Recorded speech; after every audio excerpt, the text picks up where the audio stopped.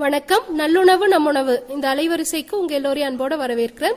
நம்முடைய அலைவரிசையில் இன்னைக்கு மிக மிக சத்தான கவுனி அரிசியை வச்சு ஒரு புட்டு செய்ய போறோம்.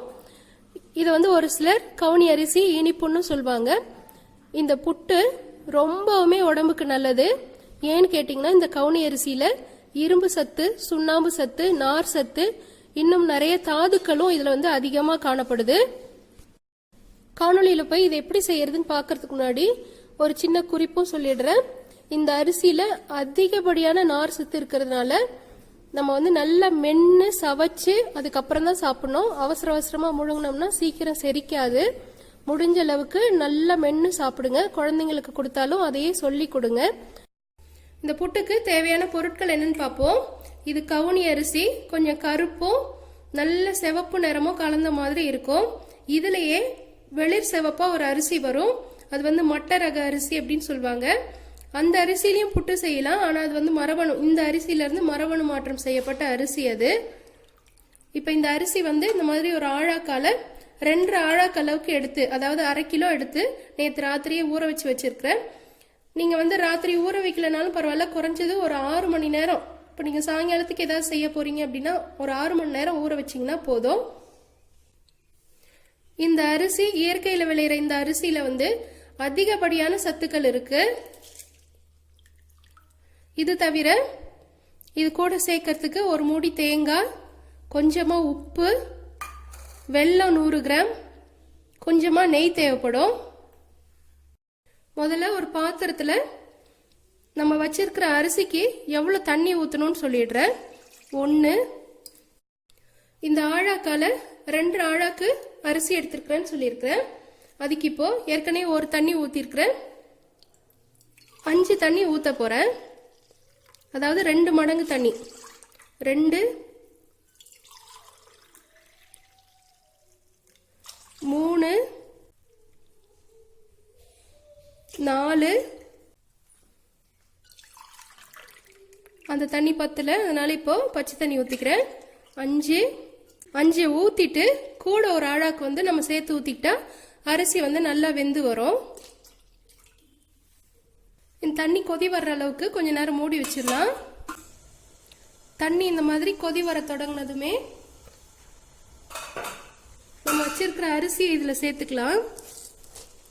இந்த அரிசியை முடிஞ்ச அளவுக்கும் இந்த அவிப்பான் குக்கர்ல போட்டு வேக வைக்காதீங்க. பொதுவாகவே நம்ம சாப்பிட்ற அரிசி எல்லாமே குக்கர்ல வேக வச்சு சாப்பிட்டோம்னா உடம்புக்கு அந்த அளவுக்கு நல்லது கிடையாது. செத்த நேரத்துல வெந்துடும். நல்ல அடிகனமான பாத்திரமா போட்டீங்கன்னா உங்களுக்கு அவ்வளவு சீக்கிரத்துல இது அடி பிடிக்காம இருக்கும். நம்ம அளவா தான் தண்ணி வைக்கிறோம். இதை வடிச்சு சாப்பிட்றத விடவும் இந்த தண்ணி அரிசி சோறு கூடயே இருந்தா நல்லதுங்கிறதுனால அளவான தண்ணியில தான் இப்ப இதை வேக விட போறோம்.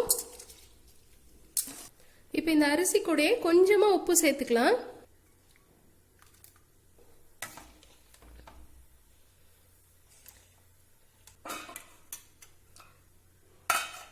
லேசா இப்படி திறந்த மாதிரி மூடி வச்சிருங்க.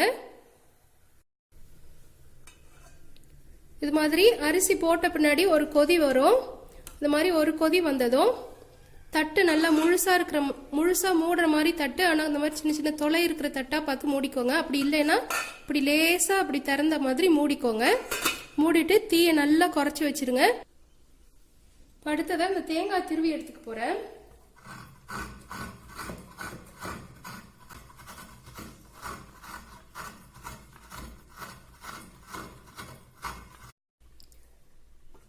இந்த அரிசி ஓரளவுக்கு கொஞ்சம் வெந்து வந்திருக்கு. இப்போ நான் இந்த பாத்திரம் பயன்படுத்துற பாத்திரம் இண்டக்ஷன் பேஸ்ன்னு சொல்லக்கூடிய அடிகனமான பாத்திரம் இது. இந்த பாத்திரத்துல நான் குக்கருக்கு தண்ணி வைக்கிற மாதிரியே 2 மடங்கு தண்ணி வச்சு இந்த அரிசி இப்போ வேக வைக்கிறேன். அதாவது 2 ஆழாக்கு அரிசிக்கு 5 ஆழாக்கு தண்ணி எடுத்துட்டு கூட ஒரு ஆழாக்கு கொஞ்சம் குழஞ்சி வர்றதுக்காக சேர்த்திருக்கிறேன். இது குக்கருக்கு சரியா இருக்கும். குக்கர்ல வைக்கிறவங்க இதுக்கு ஒரு 2 ஆவி வெளியில விட்டீங்கன்னா சரியா இருக்கும், போதும்.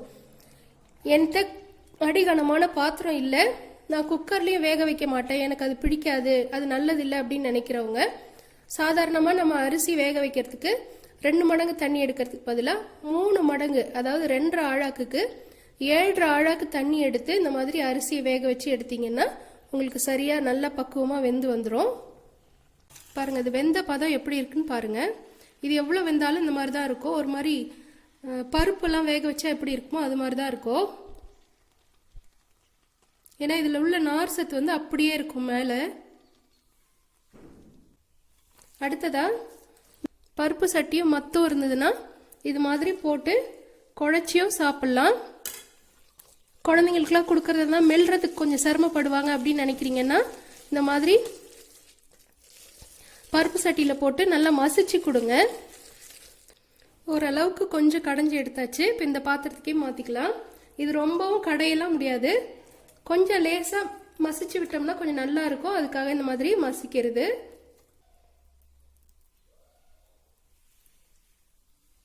அடுத்ததா இது கூட நம்ம எடுத்து வச்சிருக்கிற வெல்லம் சேர்த்துக்கலாம்.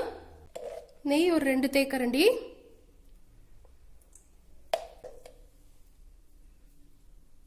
தேங்காய் பூ. சாப்பாடா சாப்பிட போறதுனால வெல்லம் வந்து ரொம்ப குறைவா சேர்த்திருக்கிறேன். சாயங்காலத்துல வந்து பசங்களுக்கு நொறுக்கு தீனியா கொடுக்கறதா இருந்தா கொஞ்சம் அதிகமாவே, இதை விட கொஞ்சம் ஒரு 2 தேக்கரண்டி அளவுக்கு வெல்லம் அதிகமா சேர்த்துக்கோங்க. இந்த மாதிரி கொஞ்சம் நல்லா அமுத்திலாம் விட்டுட்டீங்கன்னா இந்த சூட்லயே உள்ள இருக்கிற வெல்லம்லாம் கரைஞ்சிரும். கரைஞ்சதும் சாப்பிட்றதுக்கு கொடுக்கலாம். இந்த காணொளி உங்களுக்கு பிடிச்சிருந்தா இந்த சத்தான கவுனி அரிசி புட்டை கண்டிப்பா உங்க வீட்ல எல்லாம் செய்து பாருங்க. செய்து பார்த்துட்டு உங்களுடைய மேலான கருத்துக்களை கீழே உள்ள கருத்து பெட்டியில பதிவிடுங்க. நன்றி.